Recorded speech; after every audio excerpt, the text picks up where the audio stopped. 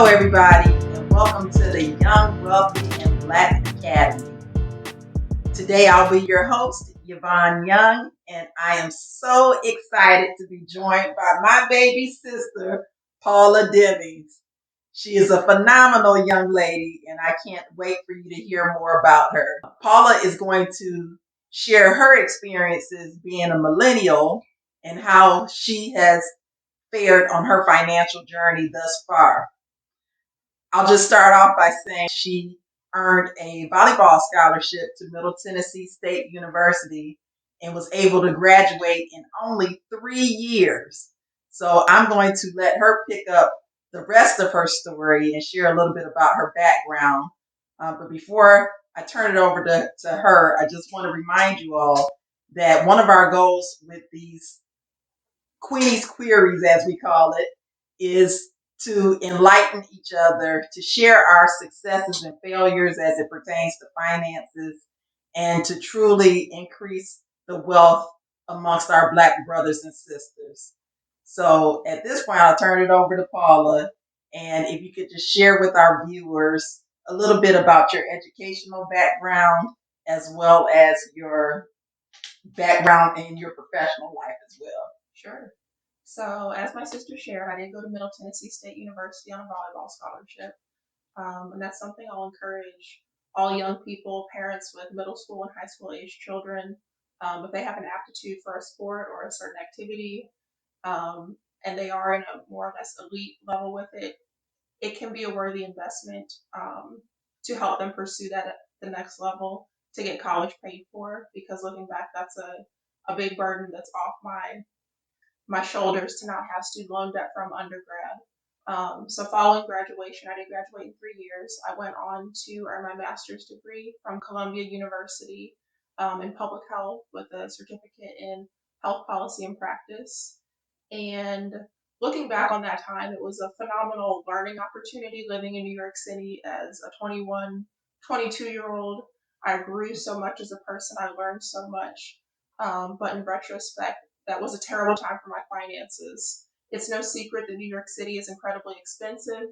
My apartment I was living in was so cute. I had a view of the bridge and the river and this bay window, but I was paying probably $1,700 a month in rent, which looking back was horrendous. I was paying mortgage money for a studio apartment.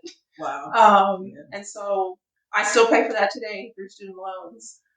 So that's something to be mindful of. And then from there, I took a job in Chicago. I worked and lived there for 3.5 years and then transitioned out of corporate America into dental school. And I continued to work for my first semester of dental school to help support myself so I wasn't wholly reliant on student loans. And so I finished my first year at the end of June. And so in August, I will be heading into my second of 4 years on my journey to becoming Dr. Demings. Beautiful. So tell us a little bit about what influenced you to switch from public health into dentistry. Sure. So my job in Chicago was corporate. It was healthcare, kind of the business side of healthcare that most people aren't really exposed to. And after my first probably 60 days or so on the job, I could just tell that it wasn't the best fit for me. I've always been a service-oriented person. That's a big part of how we were raised with Nana and Mama and even Papa. Looking back, there's so much family history that's really rooted in service. Uncle Lade, Stephanie. I mean, we have so many people that are actively engaged in their community. And the business side of healthcare, though interesting, and while I was good at my job, it was not something that I was passionate about. And when I reflected on the things that I did enjoy, it was mentoring, it was tutoring, it was babysitting. It was something where I was actively engaged with people and not so much with spreadsheets or presentations. And I also felt that over the long term, it would be very difficult for me to be incentivized as an employee when the next thing is always either a promotion or a raise. And I wanted to disconnect my earning capacity from the needs of a corporation, and really have it be focused on what makes me happy, what am I good at, and what truly benefits people as opposed to profits, and kind of using the trickle down Reaganomics approach to say, well, if we do these good things, financially, then eventually that will benefit someone. I wanted a much more direct line of sight on the people that I'm serving. And so I felt like dentistry was a great way to do that.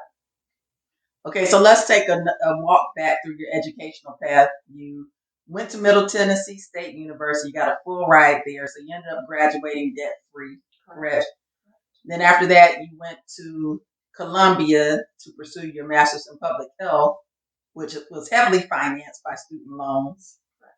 And now you're in dental school and have taken out even more student loans. So when you look at the way you financed your education, was it, especially for the master's and the current dental school, was it all student loans, or were there other ways that other routes that you took to finance? For my master's, I did have some small scholarships that came in, but the vast majority of it was student loans. I did apply to one grant program, but was denied because public health is considered a practice-based degree as opposed to a research-based degree. And I explored other avenues, but there really weren't any. So student loans ended up being the mode of transportation for that degree. And then for dental school, I have applied in the past and actually just recently reapplied to the National Health Service Scholarship Program, which is a phenomenal program for anybody going into the health professions, medicine, dentistry, nursing, where the federal government will pay for your tuition, room and board stipend, as well as some of your other incidental expenses for the duration of your degree. And in exchange, you have to work a minimum of 2 years in an underserved community to effectively pay them back. So fingers crossed, prayers Yes, that I indeed. receive the scholarship this year. I think it's phenomenal, especially for Black people, because so many of us are in these communities, right? So effectively, you're going to take care of your own people and you're getting paid to do it. To me, Right. that's a win-win, Exactly. and a no-brainer. So I also encourage people, if you do want to go that route, shadow, find a mentor who's in that space and really get exposed and understand what are the needs of your community, so that, if that is a route that you choose to pursue, that you're prepared to get in, get your hands dirty, and really get to work. I love it. So with the debt that the student loans that you've taken out for your master's and for the dental school, how much debt do you think you've accumulated thus far with regards to student loans? I think right now I'm sitting at about 165, which is painful to look at, but I guess the one silver lining, dentistry is a well-paying field to go into. For the specialty that I'm most interested in, median salary is around $250,000 a year. So I've been aggressive in saving and paying off student loans in the past, and so I do have some rough estimates in terms of a timeline to get that debt paid off. Mm-hmm. Very good. And as you look back over the choices you've made with regards to your educational career and how you've gone about financing it, if you could kind of go back in retrospect and do anything differently, is there anything you would change? I probably wouldn't go to Columbia. I guess looking back, I was chasing kind of a name brand and coming from a smaller undergraduate school. I felt like I needed a bigger name on my resume to help me get jobs and to get higher income. But in retrospect, I've met people that have gone to other schools of public health that I feel graduated with a stronger and more well-rounded skill set for the workplace as opposed to research. And you had a lecture with this big name faculty, but ultimately that big name faculty is not paying your bills. And so while again it was a great time in New York in terms of personal growth, it was horrendous for my finances. So if I could do a do-over, that would be it. Because I effectively went from being debt free to owing probably 90 or so thousand in 2 years. Wow. Yeah. That's huge. Yeah. Wow. So we talked a little bit about the debt, but I do know from our conversations that you've taken a few actions to try to curtail your expenses, your living expenses. Although you did incur all this debt, there were a few decisions that you made to try to stifle that. Correct. Can you share with us some of those things that you did? Sure.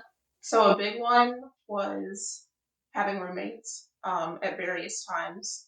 Um, it's nice to have your own space, but at the same time, it's nice to save money. And so when I had a big goal that I was trying to reach, it was worth it to make those compromises to be able to share expenses. Also, as my income increased from my first role at my company to getting a promotion, I didn't increase my lifestyle.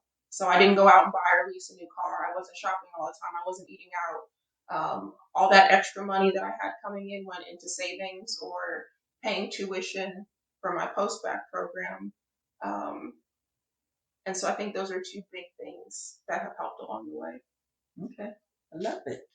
So take that advice. If you're looking to cut expenses, those are some excellent tips that Paula just shared. Now I want to know a little bit about your goals. Let's take a look at one short-term goal, something that in terms of a financial goal, short-term financial goal, something that you think you would want to achieve within the next year or two.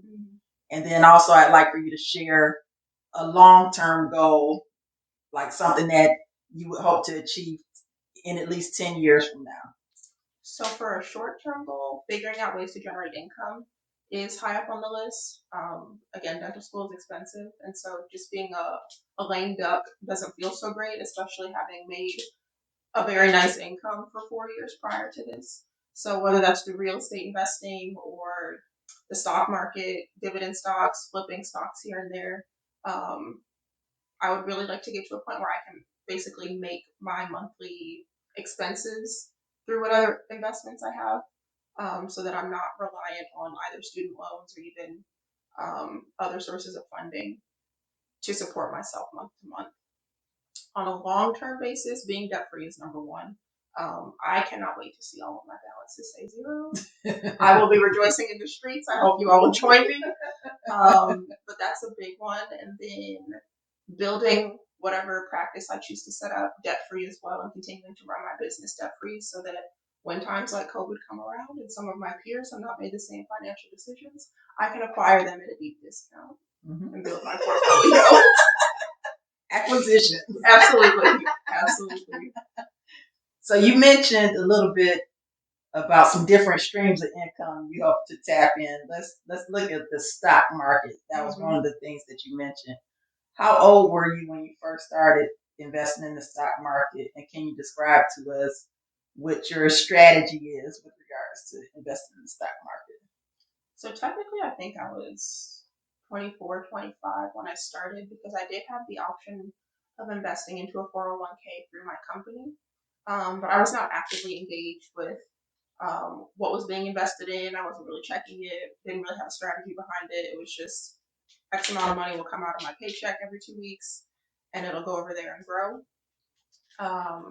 But in terms of actively picking stocks on my own or trying to develop some sort of strategy, really within the past year, I've gotten more involved, um, because there is so much opportunity and there is so much money to be made. But I think not having that background growing up, like investing was not talked about at home. I can name probably 5 people that I know that are actively engaged in the stock market. Whereas, our parents' generation, so much of it was relying on a pension, right, to take care of you in old age. For me, that's probably not going to be the case, especially being self-employed. Pensions aren't really a thing, and so I do have to figure it out sooner rather than later. So probably the past year, I've gotten more engaged with the stock market. Very good. Can you tell us about a financial accomplishment that you're most proud of at your young age of 28? I'd probably say 2 things. One was getting through my post-bac without incurring any new debt and also paying off about $17,000 of student loans. So plus the post-bac, that was another 30 to 32, so roughly let's say $47,000 that I cash flowed over like a 2.5 year period. Because student loans are so readily available, and I can't stress enough. I was enrolling for courses in my post-bac program, and they send you, all these forms and things, and I checked no for student loans. And somebody from the financial aid office actually called me or emailed me and was like, "Hey, are you sure? Are you sure you don't want to take out any loans?" And I was saying, "Well, I work full time, and I already have student loans, so I don't know if I qualify." She was like, "Oh, no, you qualify. You can borrow as much as you need," and blah, blah, blah. And I was like, it was kind of what do you call it, a fork in the road. Mm-hmm. Kind of decide, do I want to continue adding to this balance, or do I want to do the hard work and be disciplined to avoid accruing any new debt? Especially because while dentistry is kind of a safe career, I was still taking a risk. There's no guarantees that you're going to get in, no matter how bad you want it, how hard you study. A lot of people apply more than once. And so for me, it was like, God forbid I get to the end of the process and not only not get accepted into school, but also be another $35,000 in debt. If I was going to take that risk, I'd rather take one L than two. And so that was my approach going in. And so when I told her, no, I'm sure I don't want any more loans, I had to figure it out. And so I had to look at, that was probably the first time I did a deep dive on my finances as well. And really looked at, okay, what is my monthly income? What are my expenses? At the time I was living in an apartment, 2 bedrooms, 2 bath, really cute, had this view of the fake pond and whatever. Again, just living above my means.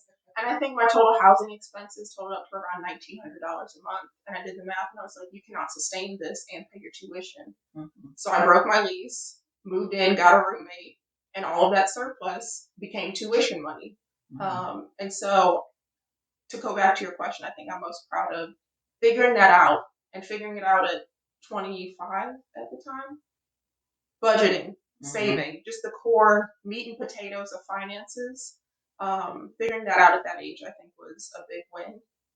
And I would also add to that, purchasing a home last year was high up on my list. When I moved into my last apartment in Chicago, I told myself, Paula, this is the last time you are moving into an apartment.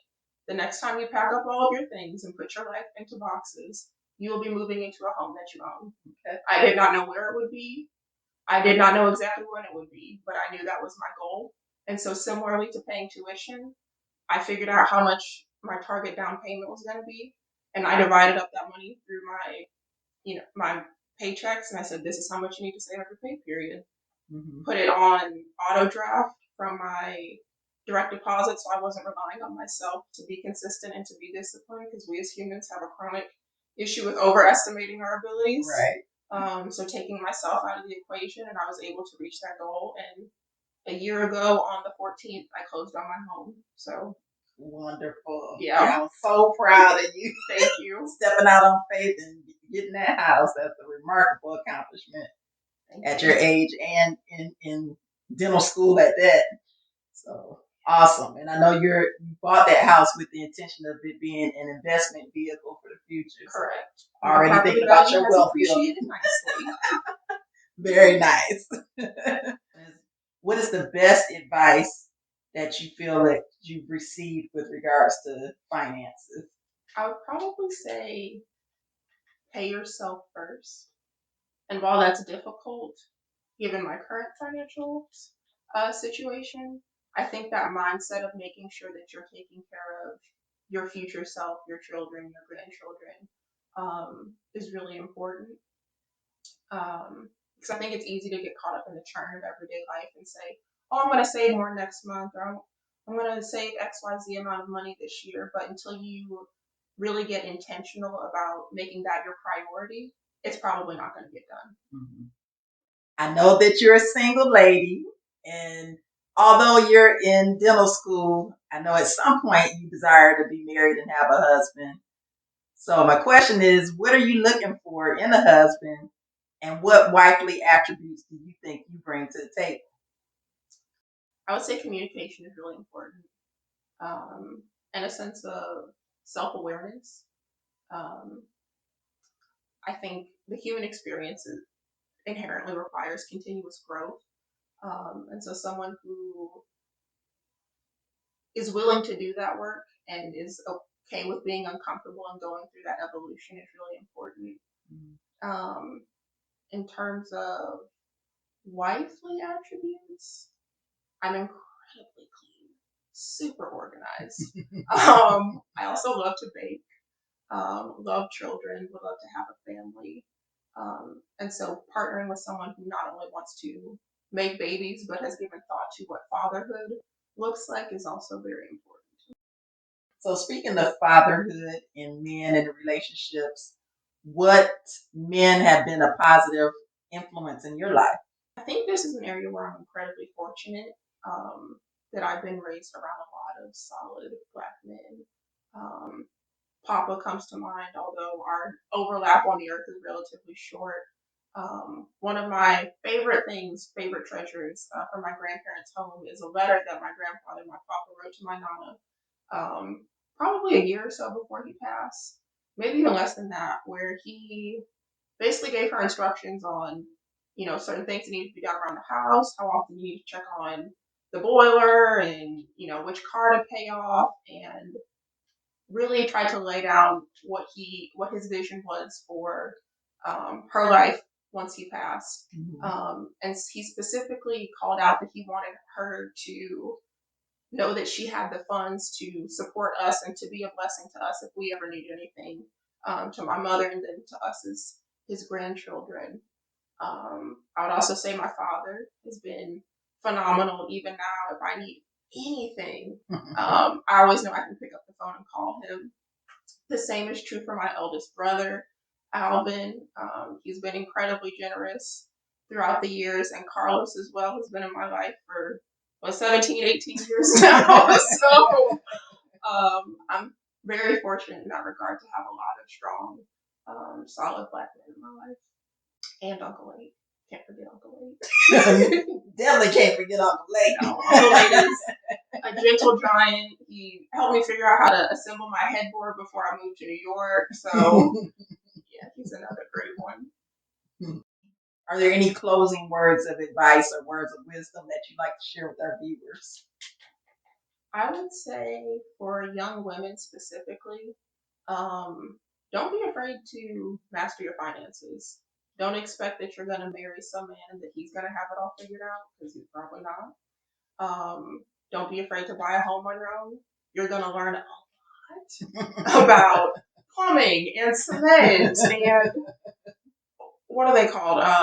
Hammer drills and all sorts of tools and things that you never thought you were going to encounter, but you can do that. And don't be afraid to earn a lot of money. I think historically we've associated provision and looking for a provider in a man as somebody who makes money. But if you can go out and make $300,000, and if he cannot meet you there for whatever reason, that's okay. A man can provide so much more than money that should not be what you're looking for in a mate in terms of provision. And for young men, if you want to fulfill that role, there's nothing wrong with that, but make sure that you're doing the work now to learn to read. Your library is a valuable resource. It's free.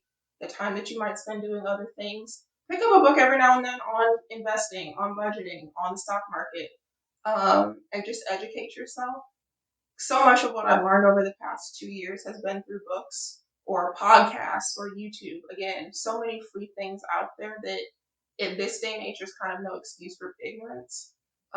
So to young men and young women, make it a priority. If you want to be stanky rich, you can be, but you got to do the work to get there. It's not just going to fall in your lap, at least for most of us. Mm-hmm. So I think that would be, my last words. I love it. Great words of wisdom. I thank you, Paula, for sitting with us. I know that those that are watching will be enriched and blessed by the wisdom that you've shared. And I wish you much success in your future endeavors. And I'm so proud of you, sister. Thank you. Yes. Thank you for having me. Yes. And for our viewers, thank you so much for tuning in. If you like what you heard, we invite you to like this video and subscribe to the channel. We will be doing more of these interviews in the future with women, with men, with couples. And so we encourage you to follow us and subscribe to the channel. Thank you so much, and we'll see you on the flip side.